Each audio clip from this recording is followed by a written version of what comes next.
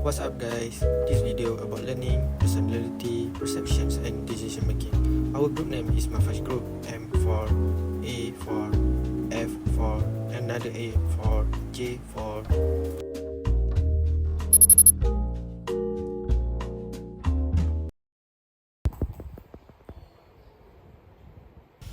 Good morning everyone.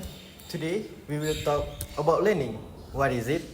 How our brains influence it and some key theories behind it. Let's get started. Learning is a process that allows us to grow and improve. There are three main types: cognitive learning, associative learning and observational learning. Let me, Mujahid, Auni and Mariam explain each. Cognitive learning is about understanding and thinking, not just memorizing. It helps you learn by connecting ideas, solving problems and applying what you know. Right. For example, in an organization, cognitive learning happens when employee thinks or understanding things, rather than just following instruction. For example, during training on new software, instead of just showing employees how to use it, the company explains why it works and why it does and how it can help solve problems. This helps employees understand the system better and they can find new ways to use it to do their job more effectively. This type of learning helps them think critically and apply their knowledge in real situations. Associative learning is when you learn by connecting things together. That helps you predict what will happen based on past experience. For example, an employee may start to feel motivated or happy whenever they hear the sound of the office bell or notification from the company app, because it's usually followed by an announcement of a reward or recognition for good performance. Over time, just hearing the sound might make them feel excited or positive, even before the reward is given. Observational learning is when you learn by watching others. Instead of trying something yourself, you see how someone else does it and copy them. This is a common way people learn new things, especially children. For example, an employee learns workplace habits by observing colleagues. I have a question. How can cognitive learning help us at work? Great question, Mariam. Cognitive learning can improve your ability to analyze and solve workplace challenges. For example, using logic to find solution to project issue. Can you give me an example of associative learning in our training programs? Absolutely, Mujahid. Think of how we reward workers who achieve high performance with bonus or recognitions. That's associative learning. It motivates you to perform well. What about observational learning? How does that fit into our daily tasks? Good question, Auni. Observational learning happens when you watch how your colleagues handle situation and then apply those strategies to your own work. Excellent discussion, teams. Thank you for the explanation. Let's continue to apply this concept in our workplace. The more we understand how we learn, the better we will perform together. Thank you.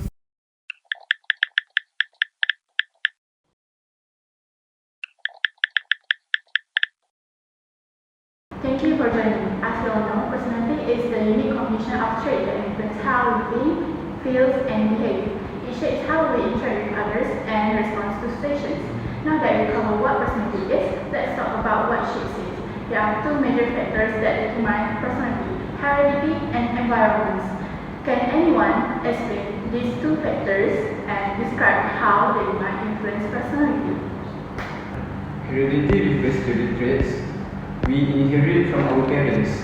It includes things like physical appearance, intelligence, and how our body functions. These traits are part of our biological makeup and influence whether someone is energetic or quiet, courageous or timid. Meanwhile, environment is about the surrounding and experience that shape us. It includes our culture, social interaction, and physical world we live in. The environment will affect how we think, learn, and behave over time. Now that we discussed heredity and environment, let's take a closer look at personality itself. Psychologists often use the Big Five model to explain key personality traits that influence how we feel, behave, and think, especially in the workplace. I'd like each of you to describe one trait and explain how it can affect our process, behavior, and performance at work. Let me go first. The first is extroversion. Extroversion describes people who are sociable, outgoing, and assertive. At work, extroverts are likely to be energetic in the project, enjoying networking, and well in leadership or serve role. On the other hand, introverts are more reserved, timid, and quiet individuals. They may prefer tasks that require more focus and independence. Then there is agreeableness. It's referred to how cooperative and trusting someone is. Highly agreeable people are warm, cooperative, and trusting, making them great for teamwork. However, those with lower agreeableness are cool, disagreeable, and antagonistic. They might challenge ideas more often, which can be useful for critical thinking, but sometimes leads to conflicts. The third one is conscientiousness. Conscientious people are responsible, dependent, persistent, and organized. They follow rules, make deadlines, and are highly productive. Low conscientiousness can mean being more spontaneous and disorganized, but also less reliable in meeting commitments. The fourth is emotional stability or neuroticism. Emotional stability reflects on how well someone handles stress. People with positive emotional stability can stay composed under pressure and have high self-confidence, while highly neurotic people may feel anxious, anxiety, and insecure overwhelmed. Great job, everyone. Now let's talk about openness through experience. It's all about creativity and adaptability. Highly open individuals are innovative and love trying new things, while those with lower openness prefer routine and structure. Let's make this fun. Imagine you're facing a big challenge on a team project, maybe a tight deadline, unexpected setback, or disagreement about the direction. How will your personal trait guide your response? Let's hear how each of you will approach it. Locus of control, Machiavellianism, risk-taking, and self-monitoring. Ready? Let's go. The project is behind you, but I think we can still turn it around if we focus on goals together. I will make the need of prioritizing tasks to get us back on track. We can do this if we work hard enough. Let's keep our options open for when the real game starts, but we still need to figure out how to move forward. We can keep playing itself with the same approach. We need to take a bold risks right now. I'm ready to try something new to fix this. If we don't act quickly, we miss this opportunity. I sense the stress in the group, and it's important we stay on the same page. Let's take a moment to regroup, hear everyone out, and make sure we are working towards the same goal. I'll do what I can to help keep the team coordinated and focused. Also, inside everyone, it's clear how each trait influences how we handle challenge and work with the team. Understanding each trait helps us work better together. Reflect on how your trait shape your approach and use that to improve collaboration. Great job today. See you at the next meeting.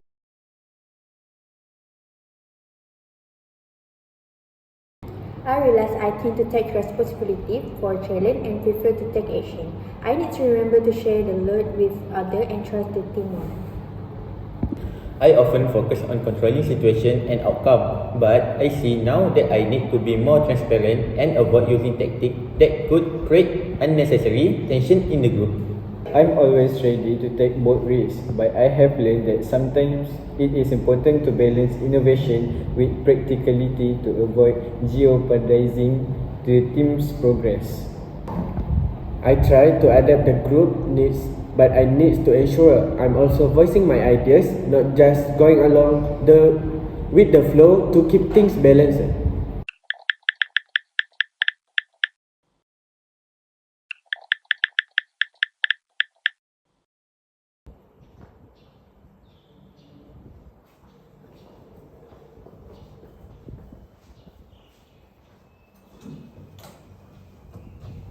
Good morning, teams. Today we will be using a new work method.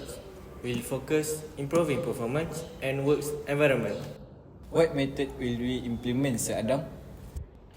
We will use behavior shaping prop, reinforcement and punishment. So, we will instill positive habits among employees.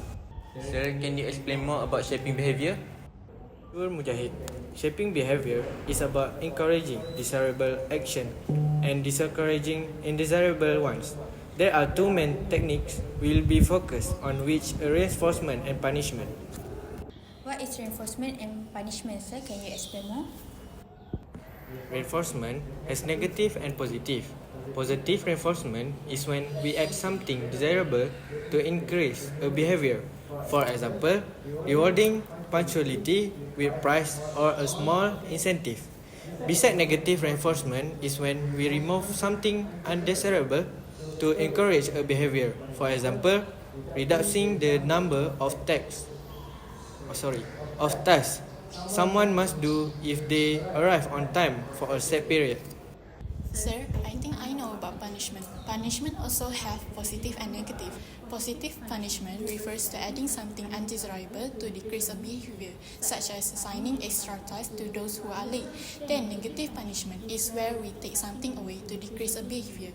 For example, if someone is late, they might lose out on a perk like leaving earlier on Fridays. Excellent, Mariam. Plus, the key is we must use this technique consistently and appropriately to guide behavior in the direction we want. Sir, why are we suddenly using this method? I think we are done the given work well without any problem. Faiz, lately you keep on come late. You think I don't know? You ask Mariam or Auni to help you punch card.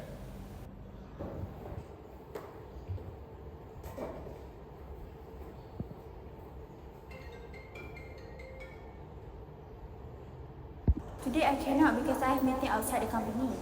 After lunch I will come back. You can ask Mariam to help you.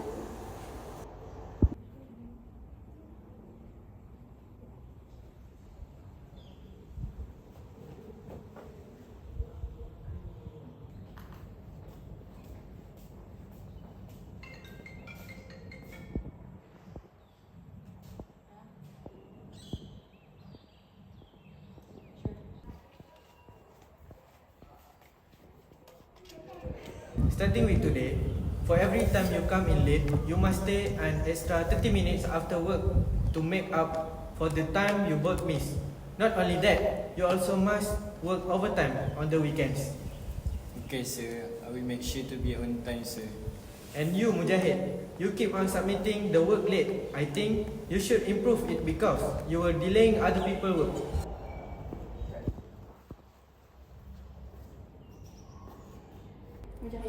Have you finished the work given to you last week? Not yet, Mariam. The work still in progress. But Mujahid, we have meeting in 2 hours. If you did not finish it, we might be in trouble because it's such an important file. Don't worry, I will do it now. For your punishment, you must do an extra task on the weekend if you keep on submitting your work late. Yes, sir. I will do my best to not delay others and submit early before the due date.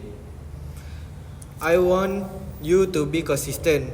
If both of you can do work on time like the other employees, you both will be rewarded. But both of you should try to be on time and submit your task early in month first. What kind of reward will we get, sir? I did not think about it yet, but does anyone have any ideas? I think we can give coupon and bonus to employee who have a good record performance. Besides, for employee who goes against the rules, there will be punishment for them. That is a good idea, Auni. We can try it. Okay, now that we have some reinforcements and punishment in place, let's see how this approach works in action. We will review the assessment of how things are going. Now that we have set an expectations, let's discuss the outcome of this technique.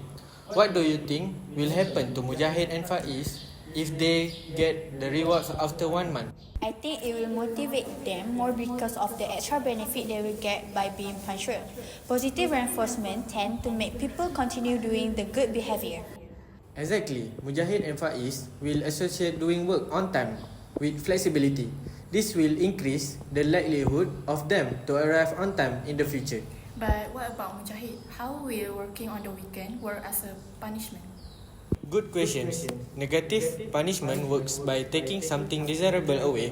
In this case, Mujahid lose some of his free time on weekend if he is late. It should discourage tardiness by making him associate being late with an unpleasant outcome. However, it's important to note that punishment works best when it's immediate and consistent. Yeah, I am sure not looking forward to doing that extra work. That punishment alone will motivate me. That's the goal. But remember, the key to using punishment effectively is making sure it's fair and clear. If it's too harsh and inconsistent, it might lead to resentment rather than behavior change. We will monitor how things go and adjust if necessary. Now, let's do some role playing where each of you take his turn acting as a manager and an employee. I want everyone to practice using both positive reinforcement and punishment appropriately. The goal is to improve the employee punctually over time. Adam, I have noticed you missed several deadlines lately. To help you stay on track, I'm going to set up a system where you will get additional support from the team on your tasks. For every deadline you meet, I will make sure you have more flexibility with future projects, which should help balance your workload. Thanks, Auni. That sounds great. I appreciate the support. Good job, Auni. Now, let's switch gears. Mariam, you are the manager and I'm the employee. This time, you will address a behavior that you want to discourage. Let's say I have been taking longer lunch breaks than it is allowed. Adam, I noticed that your lunch break have been consistently longer than the set time. I want you to stick to the schedule. If you keep on doing this, I have to increase your workload by reducing your ability to leave early on Fridays. Understood, Mariam. I will make sure to stay within the time limit from now on. Excellent, great work everyone. This exercise shows how both reinforcement and punishment can be used to shape behavior effectively as long as the outcomes are clear and appropriate. Bye. Thank you.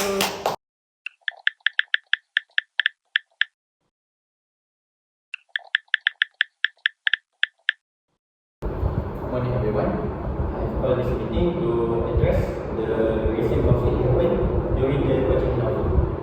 I believe this is a good opportunity to understand what happened, why it happened, and how we can prevent such misunderstanding in the future. Let's begin by discussing how we perceive situation and others. Our perception of others is shaped by various factors. For example, past experience, culture, and context. Sure, I think past experience play a big role. If someone has a story of being late, we might assume they are always going to be late, even if there are valid reason for a delay. For example, if someone always came to work after 8 a.m. o'clock, he also came to work after 8 a.m. even he worked early in the morning. Culture is another factor. Sometimes we misinterpret someone's tone or words because of culture difference. For example, Chinese employee can do more overtime than Malay employee because it's be normal in their culture. I say context matters too. For instance, if we stress or under pressure, we might see a comment as criticism when it wasn't meant that way.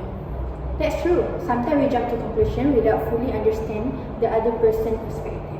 Excellent point. Now let's talk about how we form judgment about others. One way we form judgment is through attribute theory. It explains how we assign causes the other's behavior. For example, if someone misses a deadline, do we think they are lazy, or do we consider external factors like workload? I think we often fall into bias like the fundamental attribution error. For example, like blaming others' character rather than looking at the situational factors. Confirmation bias is another one. We tend to look for evidence that supports our pre-existing belief about someone. And don't forget stereotyping. We sometimes make assumptions based on someone's background or role. Exactly, this bias can cloud our judgment and lead to misperception. Let's roleplay a scenario to explore this further. Imagine the situation.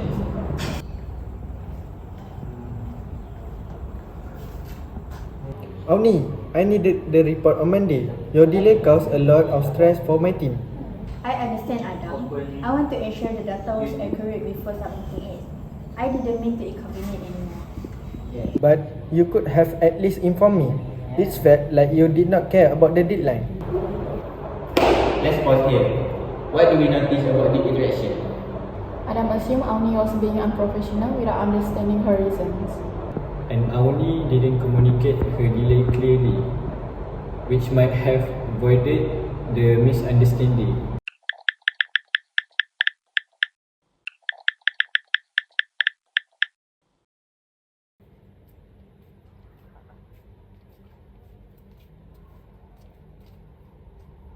What did we learn from the last day exercise? Clear communication can prevent a lot of conflict. And it's important to avoid jumping to conclusion. Asking for explanation first can help. We also need to recognize our bias and challenge them.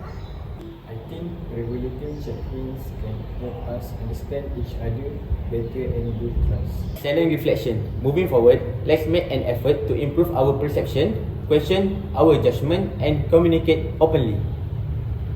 Great work, everyone. Let's keep this in mind as we continue working together, meeting and joining.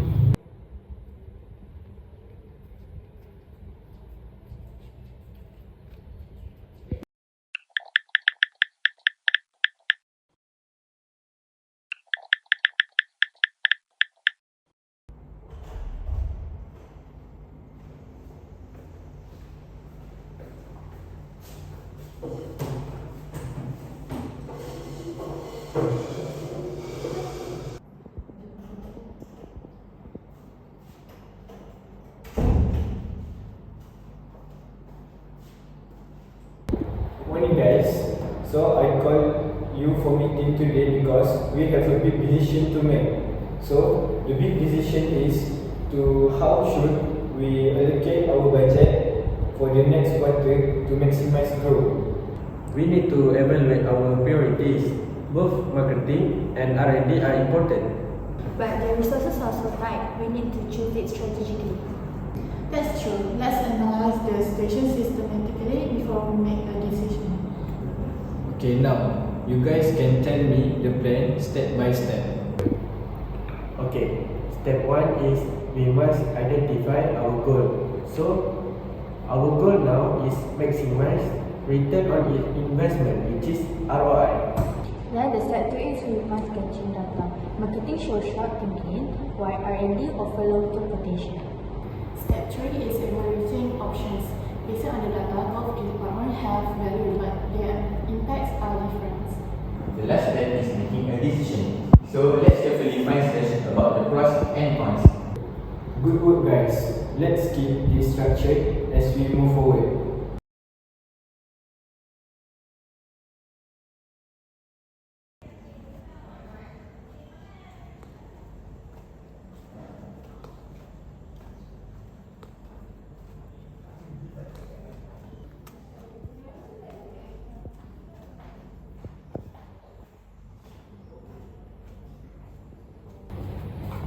Hello guys.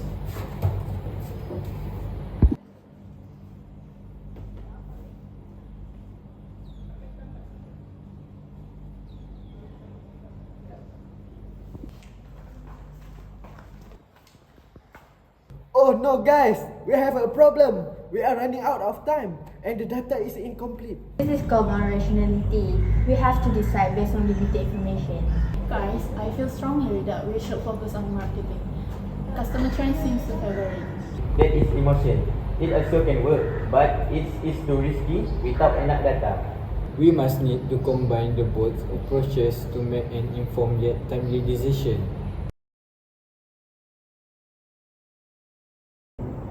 Okay guys, the data show R&D has consistent long-term ROI. We suggest to allocate 60% to R&D and 40% to marketing. What about you, Omni? I believe marketing can create an immediate impact, even though we have limited data. I suggest 70% for marketing and 30% for R&D. Both agreements have a merit. Let's look on the strengths and weaknesses of each. Rational decision making is structured and data driven, but it can affect on time consuming, especially with incomplete data. Emotional decisions are faster and creative, but riskier without strong evidence. A hybrid approach is the best use rational analysis where the data exists and emotion to fill the gaps. That sounds like a balanced plan. It combines speed with data-driven reasoning. Great, let's move forward with this hybrid strategy. Excellent work, everyone.